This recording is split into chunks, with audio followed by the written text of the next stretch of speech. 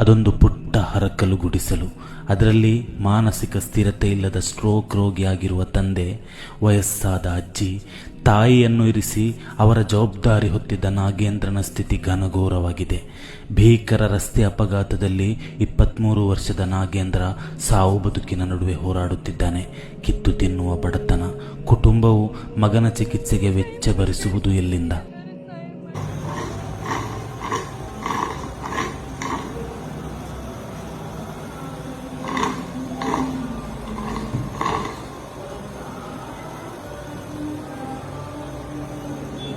Phone ಮಾಡ್ಬಿಟ್ಟು ನನ್ನ ಹಬ್ಬಕ್ಕಂತ ಕರೆದಿದ್ದ, ಬಾರಿ ಅಕ್ಕ ಹಬ್ಬಕ್ಕೆ ಹಬ್ಬ ಮಾಡೋಣ ಅಂತ ಹೇಳ್ಬಿಟ್ಟು. ಆದರೆ ಮತ್ತೆ ರಿಟರ್ನ್ ಬರೋಷ್ಟರಲ್ಲಿ ಅವನು ಹಾಸ್ಪಿಟ್ಲಲ್ಲಿ ಈ ರೀತಿಯಲ್ಲಿ ಅಡ್ಮಿಟ್ ಆಗಿದ್ದ. ಸೊ ಬಂದಾಗ ನೋಡಿದ್ರೆ ನಾನು ಯಾರು ಅಂತಾನೆ ಅವನಿಗೆ ಗೊತ್ತಾಗ್ತಿಲ್ಲ. ಎಷ್ಟು ಪ್ರೀತಿಯಿಂದ ಅಕ್ಕ ಅಕ್ಕ ಅಂತ ಕರೀತಿದ್ದ. ಇವಾಗ ನೋಡಿದ್ರೆ ಅಕ್ಕ ಅಂತ ಕೂಡ ನನಗೆ ಕಂಡುಹಿಡಿಯಕ್ತಾ ಇಲ್ಲ. ಅವನು ಅಷ್ಟು ಪ್ರೀತಿಯಿಂದ ಮಾತಾಡ್ತಿದ್ರು, ನಾನು ಯಾರು ಅಂತ ಕೂಡ ಗೊತ್ತಾಗ್ತಿಲ್ಲ. ಅಷ್ಟು ಇದರಲ್ಲಿದ್ದಾನೆ.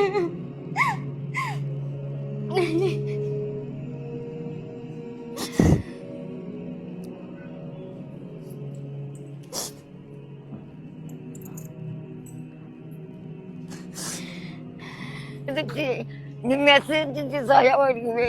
ಅವ್ನು ಬದುಕಿ ಮನೆ ಕಳಿಸಿ ಏನು ಮಾಡೋಕ್ಕಾಗಲ್ಲ. ಅವ್ನು ಹೇಳಿದಂಗೆ ನಾನು ಹೇಳಿದಂಗೆ ಪುನಃ ತುಂಬ